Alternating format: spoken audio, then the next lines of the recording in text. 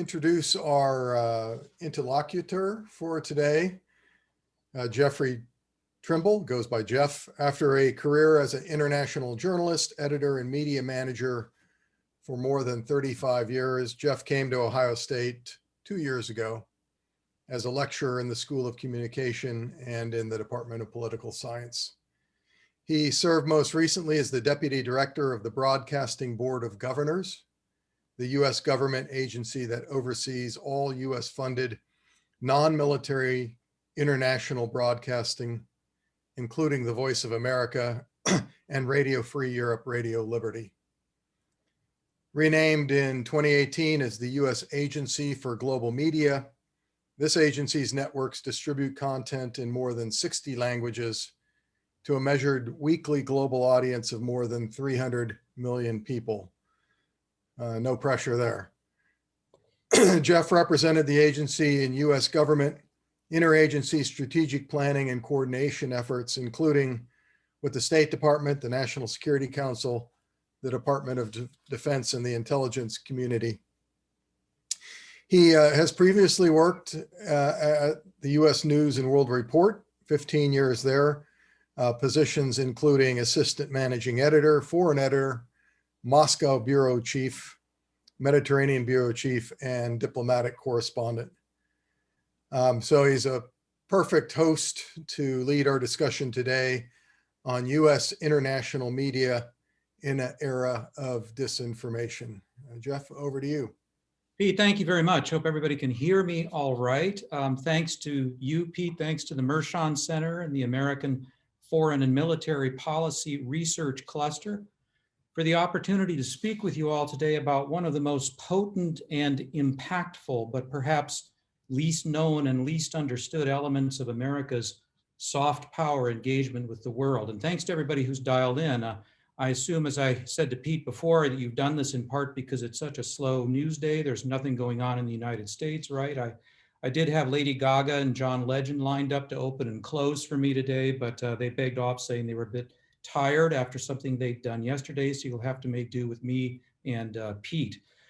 When I skipped out of Ohio Stadium in May of 1978 with my BA in hand, packed my VW Rabbit and drove out to Kansas City to begin working at the Kansas City Star, the last place I expected to be 40 plus years later was back at Ohio State, reflecting on a career in international journalism in the private sector and in public service. It's incredible, Pete, as you indicated, to recall, exactly 30 years ago, I was in Moscow for U.S. News and World Report, tracking the accelerating collapse of the Soviet Union as we headed into the spring.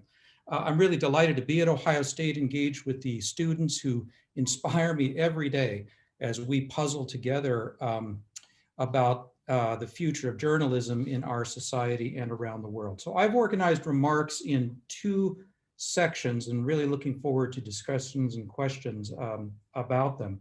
Part one is about U.S. international media, what it is, what it isn't, and its unique and enduring role as an element of America's global soft power efforts. Secondly, I'll touch on disinformation in the digital era and how disinformation has reshaped the media environment and the global competition of ideas, creating an information swamp in which, as the brilliant analyst and my friend Peter Pomerantsev puts it, nothing is real and everything is possible. And I'll provide some details then about how U.S. international broadcasting is adapting to this new world disinformation order and rising to the challenges. But first, we interrupt our previously scheduled programming to bring you this breaking news. I've always wanted to say that on the air as a broadcaster, because nothing gets the attention quicker than hearing that when you're listening to radio and television. And that news is that yesterday, minutes after his inauguration, and in what Vox News described as his first foreign policy act, President Joe Biden fired Michael Pack, the head of the U.S. Agency for Global Media, the agency responsible for U.S. international broadcasting.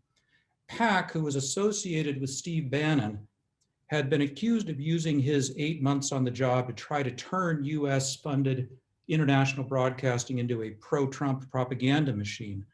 I've never met Michael Pack. I left U.S. international media in 2018, so I can't offer any personal insights about him and his actions, but there's been heavy media coverage of this topic by NPR, by the Washington Post and others, and I will speak a little bit more about some of the specifics of PAC's brief tenure later. The name most mentioned to succeed Michael Pack is Richard Stengel, a career journalist, former managing editor of Time magazine, and who served as Undersecretary of State for Public Diplomacy and Public Affairs during the Obama administration. And Rick headed the Biden transition team for US international broadcasting. And this assessment I've given you about Rick is based on public speculation, not on any particular inside information that I have, although I did engage with the transition team. So why this direct presidential attention on day one for a tiny US federal agency? Well, one reason has to do with Biden himself. As a senator, Biden was instrumental in the revamping of US international media to bring it into the modern era, including in the 1994 US International Broadcasting Act, which is the foundation legislation for US international media. He also had championed the continuation of Radio Free Europe, Radio Liberty, one of our international broadcasters, which the Clinton administration had zeroed out of its budgets and slated for closure in the mid-90s as a potential cost-saving dividend following the collapse of the Soviet Union and the end of the Cold War.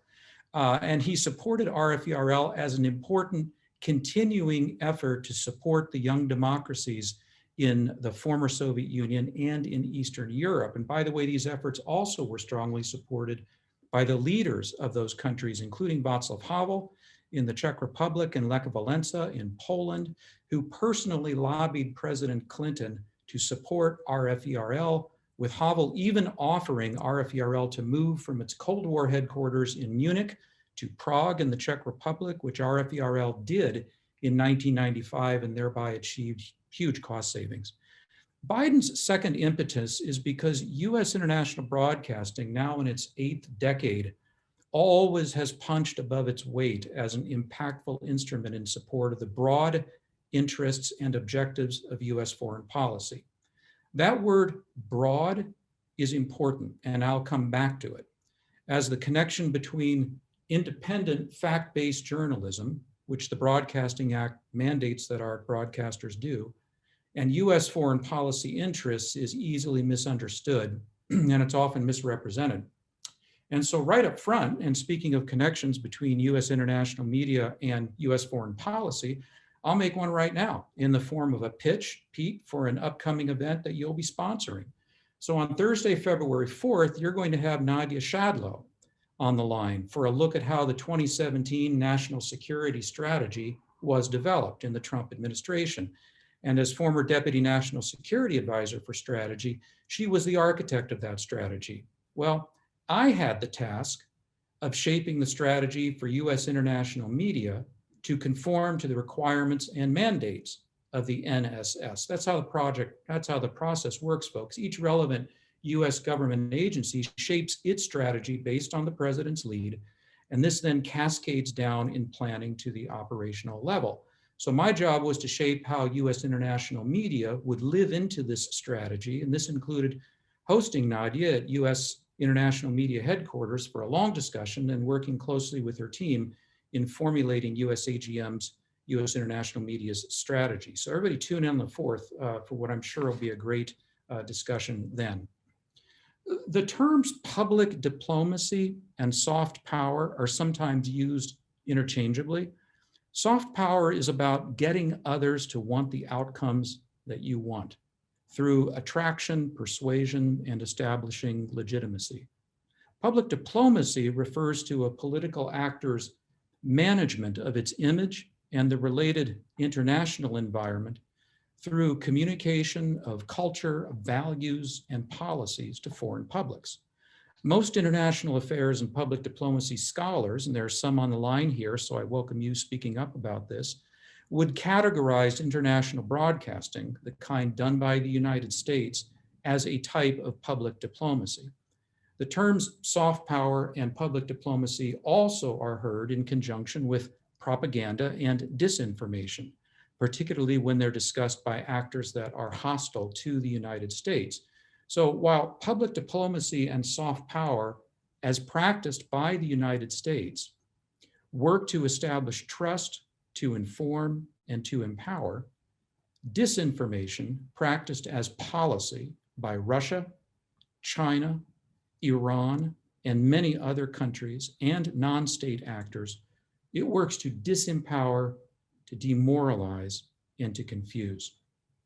So U.S. international broadcasting, I'll also call it U.S. international media in recognition that actual broadcasting over the airwaves quickly is giving way to digital and other forms of content delivery, is conducted by the United States Agency for Global Media, USAGM, one of the largest media organizations in the world, and one you've probably never heard of. From 1994 until 2018, which includes the period when I worked there, the agency had the awkward title of the Broadcasting Board of Governors, or BBG, and that name referred to the bipartisan, presidentially appointed, Senate-confirmed board that headed the agency. But in 2016, an amendment was inserted into the National Defense Authorization Act by Ed Royce, then U.S. Representative from California and chair of the House Foreign Affairs Committee, that abolished that oversight board, the bipartisan board, and created the position of CEO, Chief Executive Officer, a presidentially appointed, Senate-confirmed position answering to the president. Gone was the oversight board. In its place was an advisory board, but it was just that, an advisory board. This was a drastic move, perhaps, but it did address some structural flaws in the way U.S. international broadcasting worked.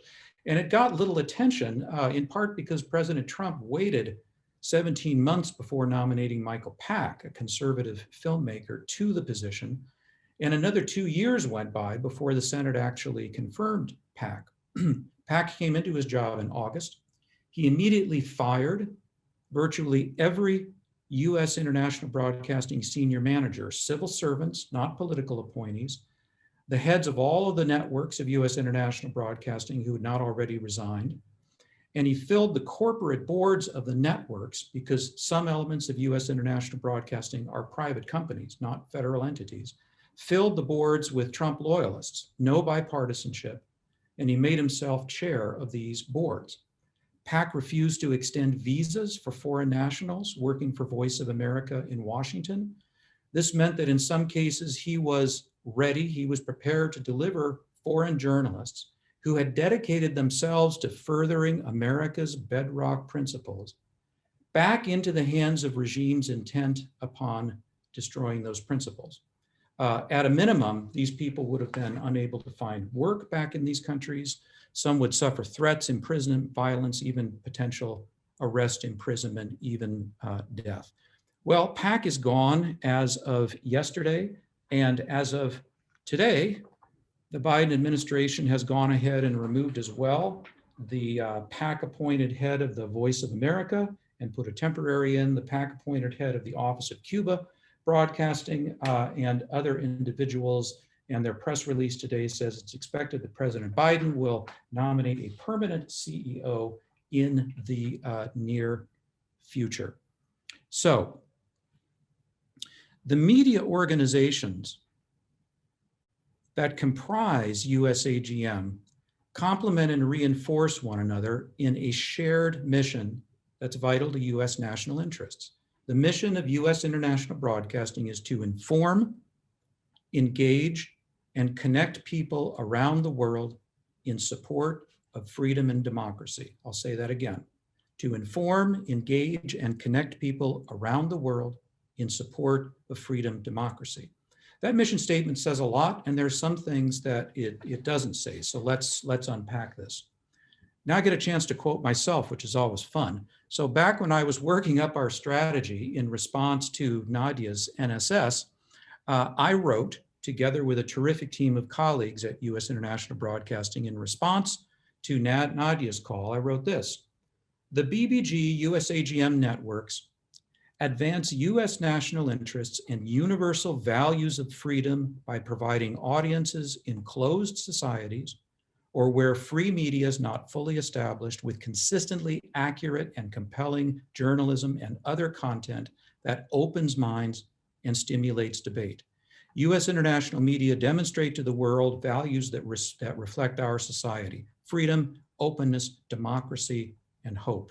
Societies that embrace these values support U.S. interests because they enjoy greater stability and prosperity, live in peace with their neighbors, reject terrorism and extremism, and make better political allies and trade partners for the United States. That part was especially for President Trump. And then I quote the national security strategy, which says stable, prosperous, and friendly states enhance American security and boost U.S. economic opportunities. Finally, in covering the United States, BBG networks open a window into democracy in action in all its richness and complexity, through which global audiences can see reflected their own struggles to build sustainable democratic systems. Well, the last 4 years certainly have demonstrated to the world the richness and complexity of our American democratic experience, no doubt about that. Implied here is what U.S. international media doesn't do. U.S. international media does not target countries where media are pluralistic, that have robust and free democracies, and where democracy's on firm ground. So there's no U.S. international broadcasting for Denmark or Australia or Canada or France. That has not been the mandate of U.S. international broadcasting, except the extent to which people in those countries and elsewhere might choose to consume through digital platforms the content of U.S. international media. In fact, U.S. international media gets out of countries once democracies and free media are firmly established there. In doing so, however, U.S. international media opened the door to Russia and Russian disinformation, particularly in the countries of the former Soviet Union, such as the Baltic countries, which U.S. international media left in the mid-2000s, 2005, 2006, and the Russians charged in and went full blast on disinformation there. Because of the targeting of U.S. international media, it means that it would not be a logical tool as it's currently configured to fight disinformation from Russia in developed countries, including here in the United States. That's not what it's designed for. Having said that, U.S. international media does target content to specific audiences, such as the 6 million Russian speakers in Germany, who are a prime target of Moscow's disinformation, as an extension of its mandate with its Russian language content. And by the way, I noticed, Pete, among our participants is my friend and colleague, Dimitri Heiken, who's a senior executive at Deutsche Welle in Germany, Germany's international broadcaster. So thanks for joining us.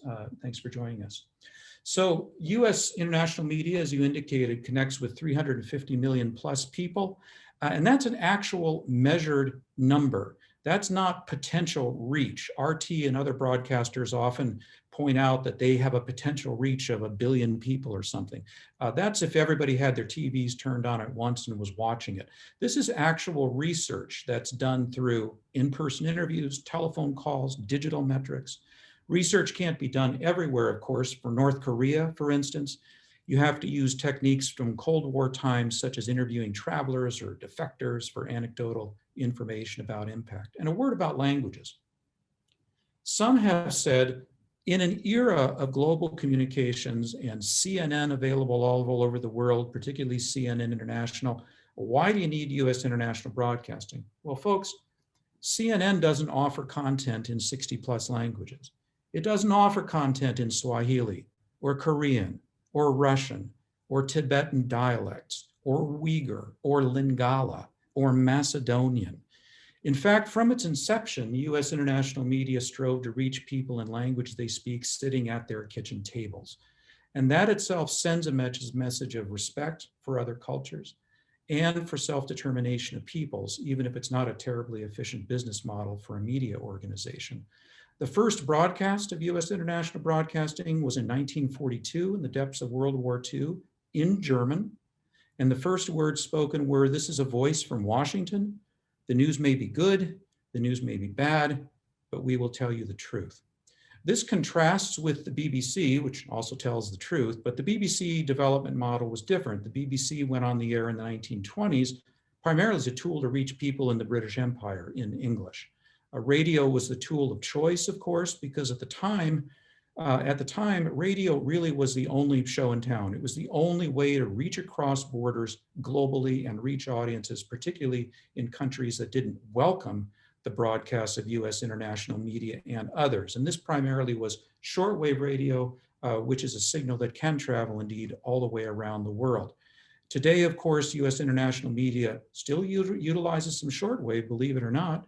It uses medium wave, FM, satellite radio, as well as terrestrial and satellite TV, web, including live streaming, mobile devices, social media, because to be successful today in global media, you have to be on the platforms audiences that prefer and are using. I'll shorten up now quickly, Pete, just to say quickly a little bit about the component elements of US international broadcasting. You've got the Voice of America, 1942, as I mentioned, Radio Free Europe, Radio Liberty, created in the late 1940s as the Cold War heated up. The Office of Cuba Broadcasting, created in the 1980s in response to Castroism rising in the region around the world too. Radio Free Asia in the early 90s following Tiananmen Square and as China began to be more assertive throughout Asia. And the Middle East Broadcast Network. So the Voice of America had Arabic language broadcasting, but following September 11th and beginning the war on terrorism, it was thought prudent to create an entirely separate entity focused just on the Arabic speaking world, the 22 countries of the Arabic speaking world. And there's a sixth element as well called the Open Technology Fund, which is a nonprofit committed to advancing global internet freedom. So it supports projects counteracting repressive censorship and surveillance, that are made available to people around the world so they can get free and open access to the internet. I'm happy to talk more about the history of US international broadcasting. Some of it is quite controversial in the Q&A if you have questions about that.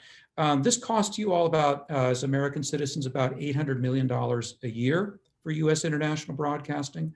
What does that represent in terms of government spending?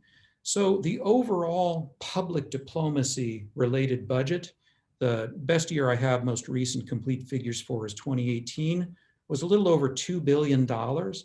And that figure includes budgets for the State Department, for diplomatic and consular public diplomacy programs, educational, cultural exchanges, and some other things. US international media gets approximately half of that budget. So total spend on soft power by the United States is a little over $2 billion a year. Need to go back and grab here. So if you want to compare that, that is about 3.9% of the entire international affairs budget. And it's 0.17%, so less than 1/5 of 1% of federal discretionary spending, which is, of course, considerably less than half the total federal budget. So by comparison, defense spending is about half of all discretionary spending in the US and about 15% of the total budget. So soft power is a drop in the bucket, and I would submit to you that it's worth discussing whether or not the kind of proactive work that soft power does that potentially can save us from having to use kinetic power down the road, perhaps it deserves greater investment. US international broadcasting enjoys strong bipartisan support from Congress. I had the opportunity to work up and down the hallways of the Capitol with the then president of Radio Free Europe as he went between the offices of Joe Biden and Jesse Helms, believe it or not, two, you would think, unlikely allies, but united in their support for Radio Free Europe, Radio Liberty, and its continuing mission. Now, Pete, I don't want to go on too long. One thing I would like to be ready to talk about at least is whether or not it's propaganda. And my completely unambiguous answer to that is no and yes. And what I mean by that is, without disappearing into a rabbit hole of definitions, if you use a modern definition of propaganda, such as the one of Jewett and O'Donnell and propaganda and persuasion, they define propaganda as the deliberate, systematic attempt to shape perceptions, manipulate cognitions, and direct behavior to achieve a response that furthers the desired intent of the propagandist. It does not say that propaganda is lies, While that may be our perception of what propaganda is, it is not lies. It's a form of persuasion and a type of persuasion. This contrasts with disinformation, which is the deliberate spreading of false information in order to influence public opinion or obscure the truth. US international media does not engage in disinformation. It does not. It's prohibited from doing so by its founding legislation, which requires it to do high quality journalism. It's just, we've just learned through experience in US international broadcasting that that lies are not in the long run the way to win support, credibility, and audiences.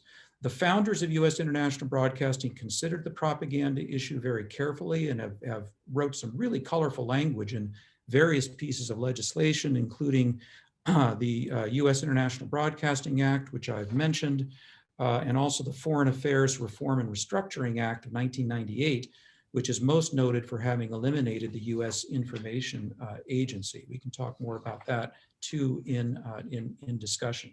Jeff, we're about halfway through our time, and I'd like to just cut you off there unless you have something really quick and open up the floor to questions. If anyone has a question or wants to make a comment, please put your name in the chat window and I will call on you. I would like to note, Jeff, that Al Hurra network, which beams into Iraq, is part of the Middle East Broadcasting Network, and I'm on it 2 or 3 times a month.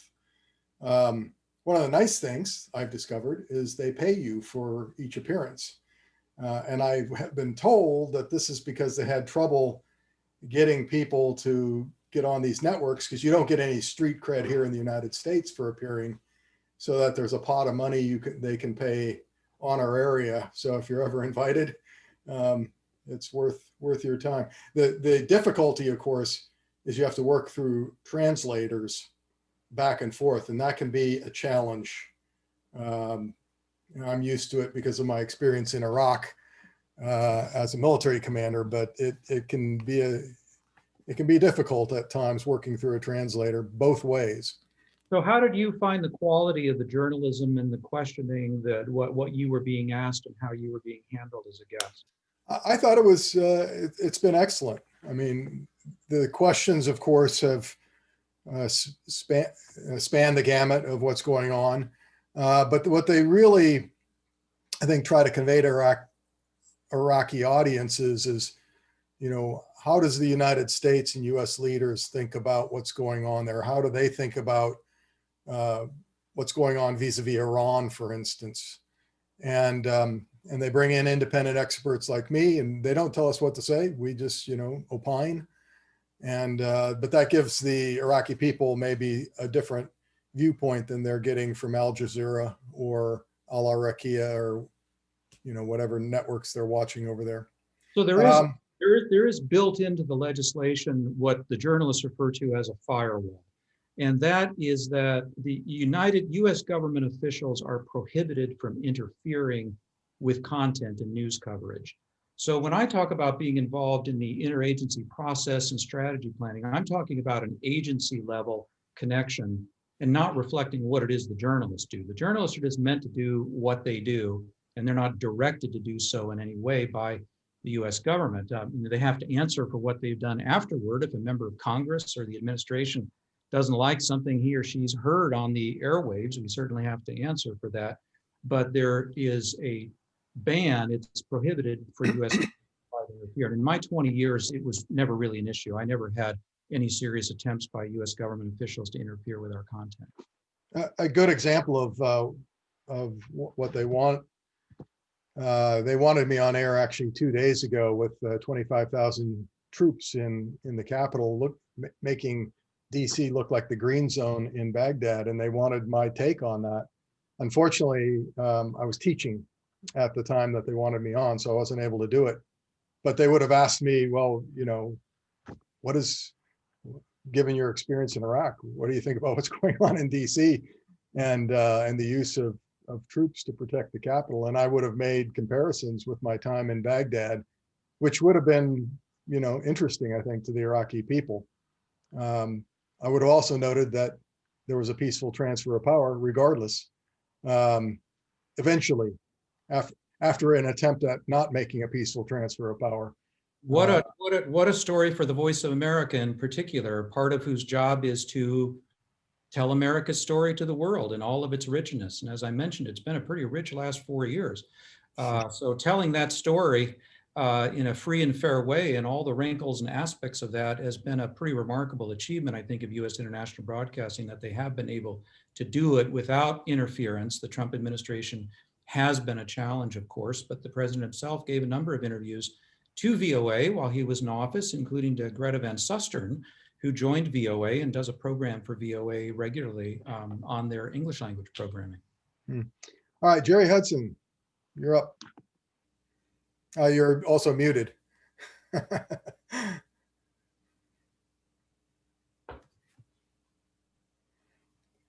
need to unmute yourself. So okay, there we are. there you Sorry. go. Okay, yeah, I was going to ask about how the insurrection was covered on VOA, because I've been following a lot of the Russian news coverage, which is pretty smug. Sort of, see, I told you so. This is how democracy works, blah, blah. And I was wondering to what extent you know, Jeff, and by the way, thank you for your great talk. I really appreciate it. To what extent you know about the coverage, not just in Russia, but elsewhere of the insurrection, and you know, how it was portrayed and sort of general things like that, if you know about it at all, and maybe you don't. Well, in the coverage by U.S. international media for its 60+ languages, you would have seen, Jerry, very much what you would have seen through your news sources here in the U.S. Big mess on the streets, what's going on, live coverage, discussion, experts, what's it all mean, what's happening, who's saying what about what. The Russian media, which are the foreign media that I follow the most closely, are in love with the storyline that America is descending into civil war. Right. So they pushed that one very hard and brought out their usual collection of experts, people we might call useful idiots, to talk about the United States descending into civil war. We'll see if that comes to pass or not. But if you just take a quick look at the headlines of RT in English, that's the line that you'll see them pushing first and foremost. The United States democracy is collapsing. And by the way, this stuff, unfettered democracy business isn't a really very good idea anyway, because what's happening on the streets. And one more angle that they love, which is as here you have what America promotes abroad coming home to roost, because America's behind all these colored revolutions in places like Ukraine and in Georgia and in Kyrgyzstan and now in Belarus, that bring people on the streets, and lo and behold, people are on the streets in America. That you deserve what you get. Yeah, right. That's exactly what I've been seeing too. Though I do know that there are also quite a number of Russians, well-educated ones to be sure, that get it better. And I just wanted to say that I know that RFE, RL, and VOA really help them understand what's going on in the U.S., much as our friend Gorbachev came to understand what was going on in his own country thanks to VOA broadcast to him when he was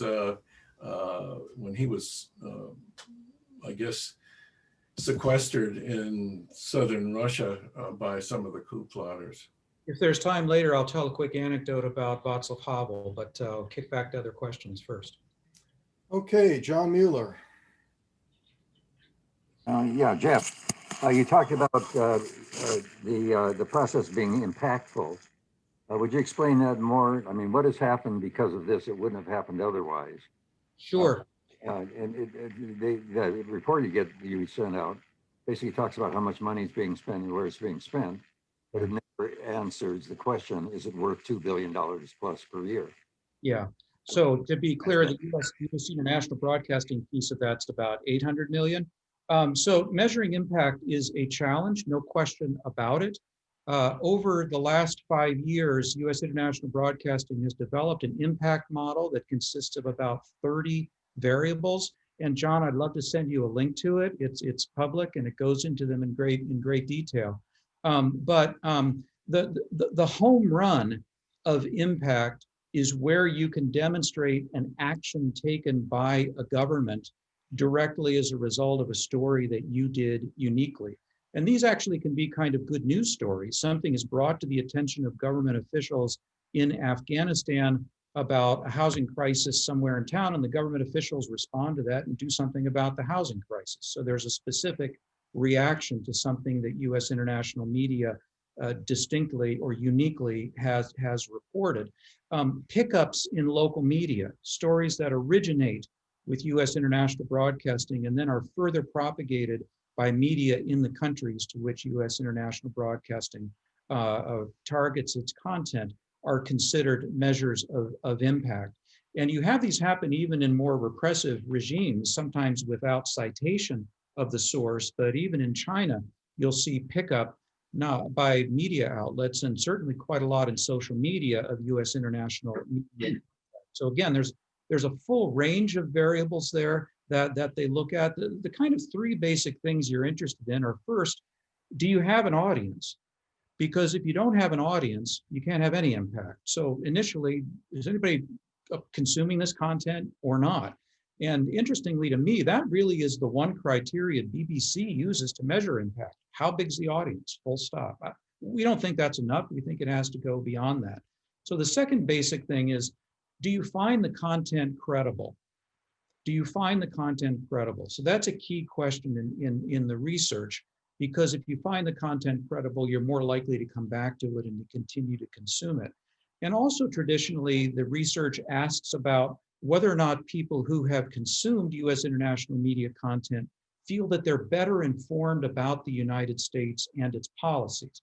So we've always been careful to ask, we don't ask, do you like the United States better? Because that isn't actually a mandated goal. The goal is to do journalism in a way that demonstrates our values and how we model free media to the rest of the world. So the question that's asked is more, do you have a better understanding of the United States for having consumed this content? But as I say, it's something into which they've devoted quite a lot of thought, and I think that's a good thing across the whole US government, that agencies are required to demonstrate in measurable ways the impact that they're having in order to justify the taxpayer dollars that they get. Jeff, is this done via polling? Yeah, full range. So you have all the way from on the ground, in your home, 45-minute surveys, face-to-face interviews in places where they can be done, and the budget extends that far, to telephone polling done cross-border, which you can actually do in places like Iran, from Turkey, for instance. You have to be careful and build in a certain amount of understanding and filters about how open people are going to be on the telephone about talking about their media consumption. So people who understand how to do that kind of polling take that into account.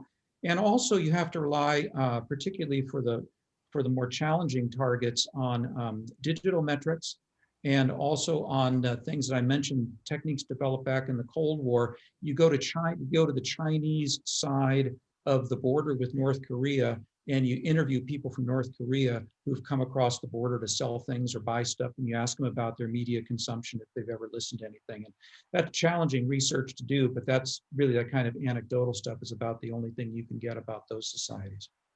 Yeah, now, not part of the US Agency for Information, whatever the official name is, but we actually did propaganda, if you will, during the Iraq War. We had contracted with a British firm, Bell Pottinger, to produce public service announcements that we basically bought up all of the commercial time on Iraqi TV and filled it with these public service announcements, which were all aimed at changing people's behavior, getting them to not support the extremists and to support the government. And they actually did a big program of polling to figure out, were people looking at it? Did they find these messages credible? And what impact did they have? And they could demonstrate, in one case, a 14 percentage point drop for support for Shiite militia groups after after the about 6 months of these public services announcements. Now, that doesn't mean the PSAs were responsible for that, but in the polling, it is, did you see this particular one and what did it make you think, and so forth. So there is research out there that this matters, that soft power does have an impact. Now, again, what we were doing was not Voice of America. It was, more information operations, a direct propaganda effort to get the people to do something we wanted them to do, which was support the government, and not the insurgents or not the Shiite militias. So two quick reactions to that. One, I remember all that very well, and it really ticked me off because, as usual, you guys had more money to do that than we had to do what we were doing for Iraq. But no hard feelings, Pete. But second, let me give you an example of something that U.S. International Broadcasting has done relatively recently that goes directly to U.S. foreign policy priorities and is in the same lane of what you're talking about. My colleagues at Radio Free Europe, Radio Liberty, which broadcasts in the major languages of Central Asia, so Tajik, the Persian language, and then the Turkic languages of Uzbek and Kazakh and Kyrgyz. They put together a series of programs called Not in Our Name. And the aim of this programming was to reach young people in the Central Asian countries with serious factual information about what happened to people from those countries who went to fight for ISIS. And it didn't end well for those people. And by going to the families who'd lost young men, young women having gone to Syria and letting them tell their stories about the loss and their pain, young people in Central Asia were given this content that was, meant to be honestly, don't dash off to Syria. And the thinking was, once you've joined ISIS and gone to Syria, pretty much the solution is going to be kinetic. You're lost. So the role of U.S. international broadcasting is going to be, let's find these vulnerable populations, hit them with fact-based independent journalism information that makes them think hard before they'd make a decision to leave their families, their loved ones, and go off to join ISIS. So the project was called Not in Our Name. There's a documentary that was put together about it on the rferl.org website. If anyone's interested in watching it, it's about a half an hour in English that's about this particular this particular effort. So that'd be an example of U.S. international broadcasting working within its own lane to support, and in a part of the world, frankly, where the U.S. doesn't have a great amount of reach. There isn't a whole lot of effort made about Central Asia. It's a tough area, as you know from your own experience, Pete. Not one that gets a lot of attention, but RFERL has been there for 70 years. They're a respected brand. They're a trusted brand there. Even by the more authoritarian governments, they're known, and there's a level of respect for what they do. The other point I would make is if you don't have an effort to do this, power abhors a vacuum, and the airwaves will be filled with misinformation, usually from the whatever host nation government you're looking at. Emily Davidson, you're up. Thank you. Hi, Jeff. I wanted to ask, when you're dealing with international populations with different political ideologies, say socialist or communist regimes, how the U.S. kind of promotes itself without disinformation, or at least with a slant on it that's potentially challenging what the people may want, like what we see in Venezuela currently. So I don't know how the U.S. international media has addressed that and how they do it without coming off as direct propaganda. Well, Emily, I'll talk for a second, then you tell me if I'm being responsive to your question. If you open up the homepage of Radio Free Europe, Radio Liberty, rferl.org in English, or you open it up in Russian, you're going to see fact-based independent journalism. You're not going to see a lot of very favorable things about Vladimir Putin. The approach that it takes, and it owns this, is that this is journalism with a certain amount of attitude. It's journalism coming from a certain perspective. And that will be welcomed by people who do question, who do think carefully about the kinds of societies in which they live, and whether or not they might want an alternative to what's coming from the governments. This is not necessarily, though, all punch you in the face kind of reporting that's done.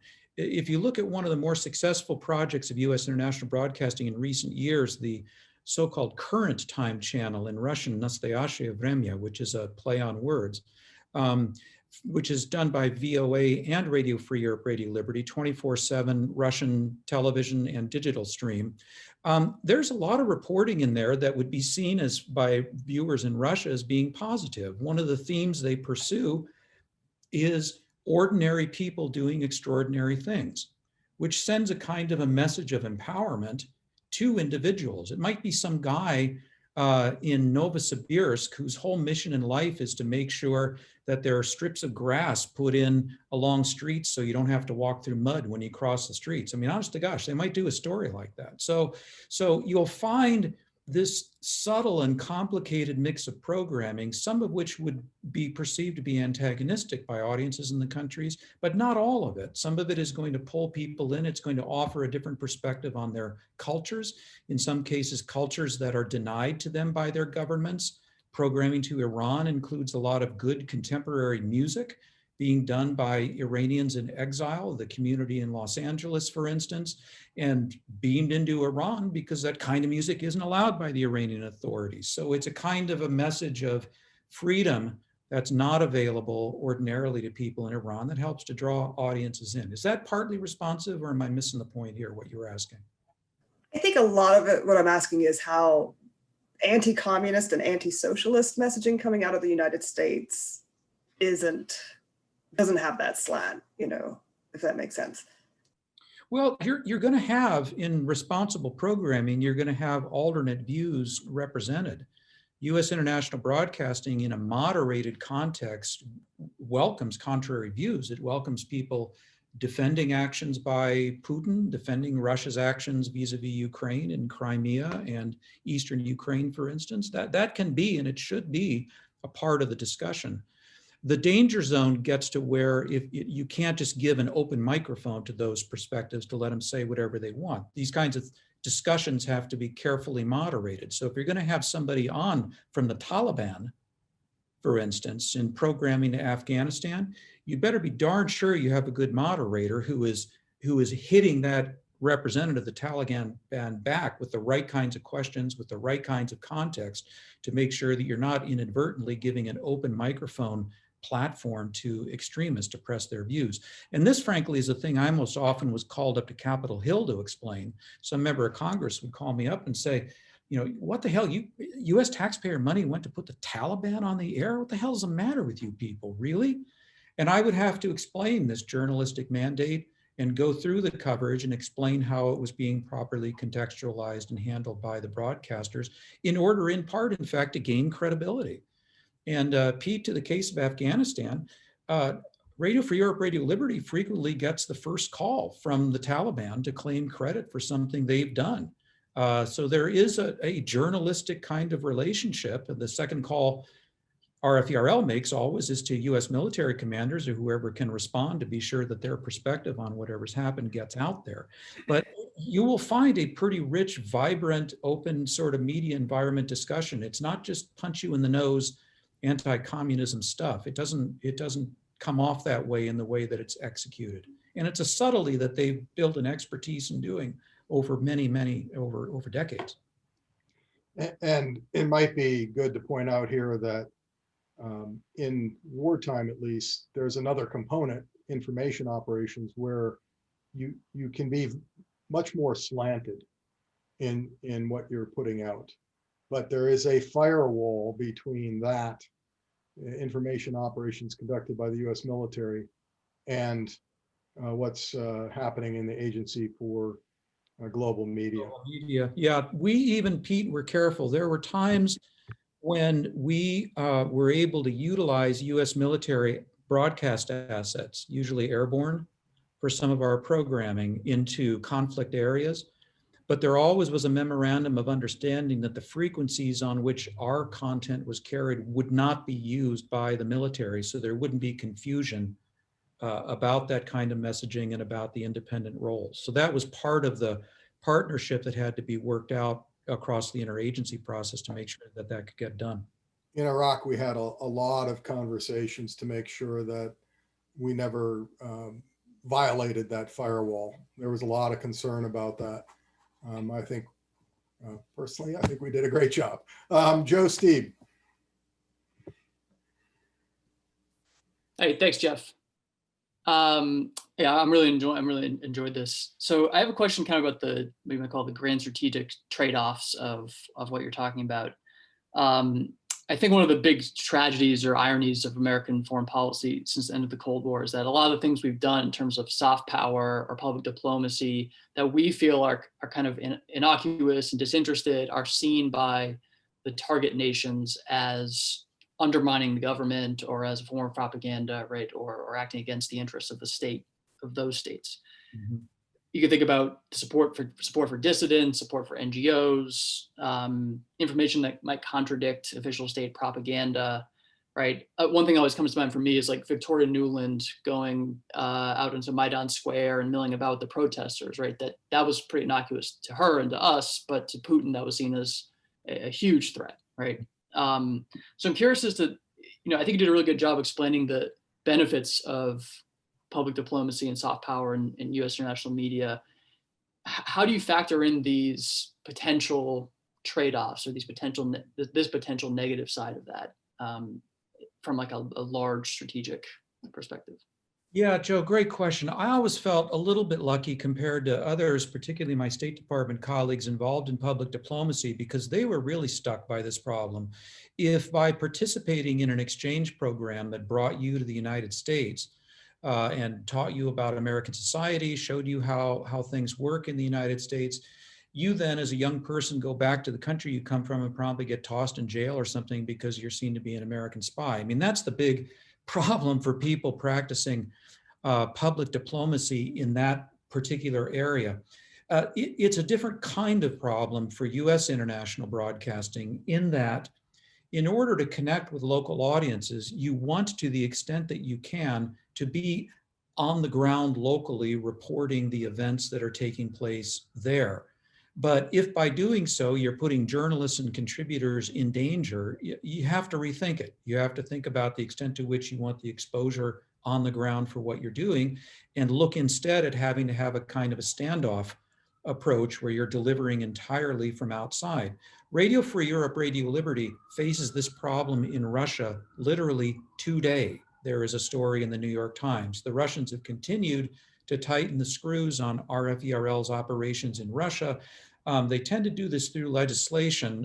One thing that they've required is that content produced by foreign outlets be labeled, but it's in such an onerous way that it's almost impossible to get the content so you actually can produce it and deliver it. So de facto RFERL is being shut down. Its journalists are being labeled as foreign agents.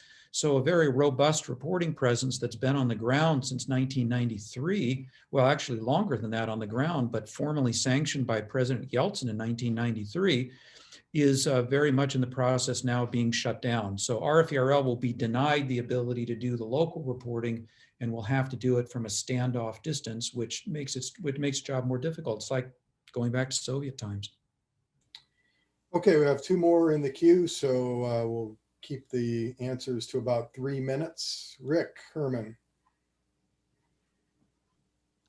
Hey, Jeff, thank you very much. This has been a terrifically interesting and comprehensive discussion.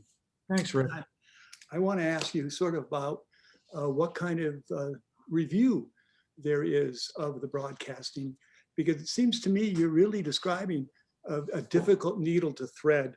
You know, even regular journalism is, I was hearing a critique of it earlier today, is drawn to conflict because that draws audiences. And they exaggerate conflict with extreme views because it brings eyeballs and ears. And it's drawn to man bites dog. And consequently, it's always capturing the unusual and with no sort of context for that very often. And now you add to that, which would be true for just regular journalism, we have journalism here with an attitude, as you put it, and a strong attitude.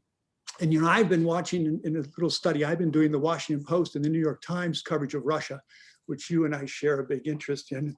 You know, in my view, it falls seriously prey, both, especially the Post, but also the Times, to basically man bites dog all the time in the New York Times. You know, I've been counting how many articles, let's say, about Alexei Navalny or Sergei Skripal, compared to any other coverage of anything in Russia that would have to do with what I would call everyday politics.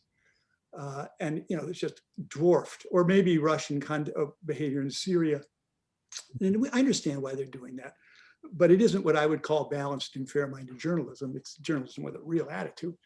And so what I'm coming to you, what kind of review does any of these systems here on our side undertake to see whether the slant is, I don't know if you want to call it fair-minded, because it's not supposed to. It's supposed to have an attitude. But I guess I've been listening to you, and it seems like you're on both sides of something. You wanted us to accept this as high-quality journalism, and you want us to accept this as attitude-driven with a slant, aimed at countries, populations that are almost all hostile to the United States. Mm-hmm. And you dismiss as ridiculous the notion that governments in those countries could see this as aimed as subversion and incitement, when that's exactly what it is. And so I guess I'm wondering how we should accept this. It seems like we're not facing the truth of what this is all about. So I'll be tight in my answer. When it comes to review, each of the networks of U.S. international broadcasting is responsible for doing ongoing internal review of its content. And that involves doing quite a lot of translation, because the top managers oftentimes don't speak all the languages. So professional journalists are looking at the content on an ongoing basis. Second, you get a lot of feedback from U.S. embassy posts who are monitoring media in the country, and they monitor U.S. international media too. And they will flag things that they think are perhaps inappropriate, over the top, not properly reported. And that can come through, and it's something that then is taken a look at by the broadcasters. So there are those two elements of review. And frankly, sometimes they get it wrong. They do go too far. And you have to do corrections and do all the things responsible journalists are supposed to do. I think they're in a better position than the New York Times and the Washington Post, because those language services are devoted solely to content for that country. So it's not just the quick snapshot stuff that you get that the Times and the Post think are going to be of interest to their readerships. It's targeted content for people in those countries. It's going to cover a wide range of issues, some of which the governments are not going to like, and other parts of which they may not care about so much, or they may even ultimately, in some capacity, see that they're helpful. The Central Asian governments, who are hostile for many reasons to U.S. international broadcasting, rather like the messaging, the content that's included that pushes back against extremism, which is a problem that they have in their country. So it's kind of a mixed bag in that sense. But ultimately, it is a question of whether or not foreign governments will choose to censor this content. And throughout history, they often have done so.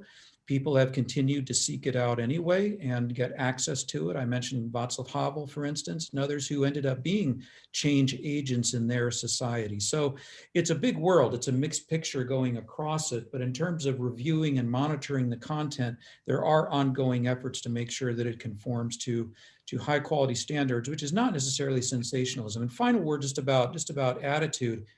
Rick, I don't know anybody who goes into journalism because they're happy with the status quo. People go into journalism because they want to make a difference. And whether that's working at the Columbus Dispatch or the Worthington News, if it still exists, or the New York Times or Fox News or U.S. international broadcasting. So you do have people bringing a certain perspective and a desire for change to the work that they're doing, and that inevitably is going to be reflected in the program. If you're interested in the status quo, go work for RT. Final question, let's make it quick. Daniel Carey. Yeah, I wanted to add real quick. I always find you, Dr. Herman, to be really compelling because you tend to bring a certain attitude.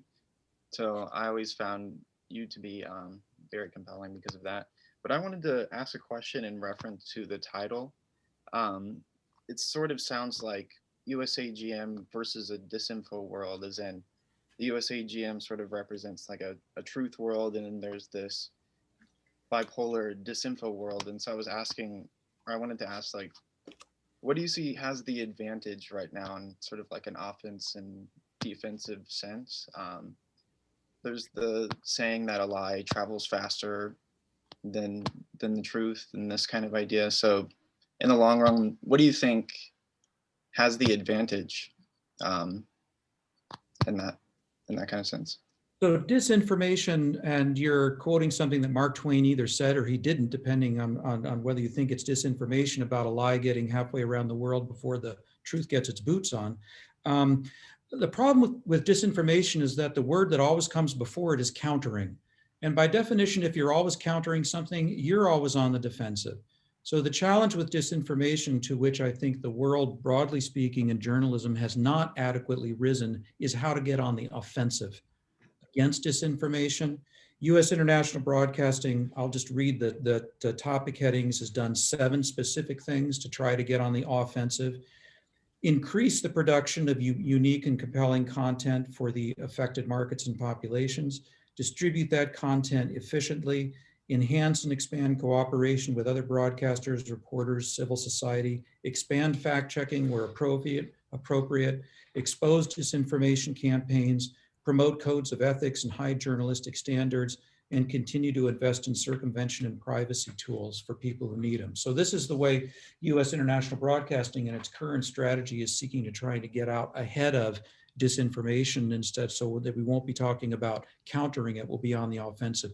The Europeans, by the way, are way ahead on this. They've done quite a lot more through various agencies and organizations to try to get out ahead, including in media literacy, which is taught in elementary schools starting now in many countries across Europe.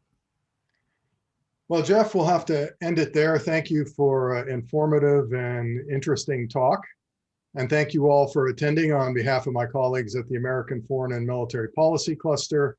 I want to thank you for attending and then show you what's coming up. North Korea on February 3rd, Jeff talked about the national security strategy of 2017, the return to great power conflict, if you will, on February 4th with Nadia Shadlow. And then we have First Fridays with Joe Stieb. The next day after that, we have a very interesting symposium on European relations with China coming up on the 24th. Now, not in this calendar because it's not in here yet, but we just booked it yesterday. Will be March 1st, our next discussion group, 4 to 5 p.m. That's a Monday, not our normal day, but our guests will be Peter Zwack, who is the defense attaché in Moscow for the last 2 years of the Trump administration and recently retired. And so he'll have some interesting things to say about relations with Russia and nuclear arms control. And then we have another Russia event on Russia Resurrected Under Putin with Catherine Stoner from Stanford on March 11th. And then we will continue to go on from there. So lots of content.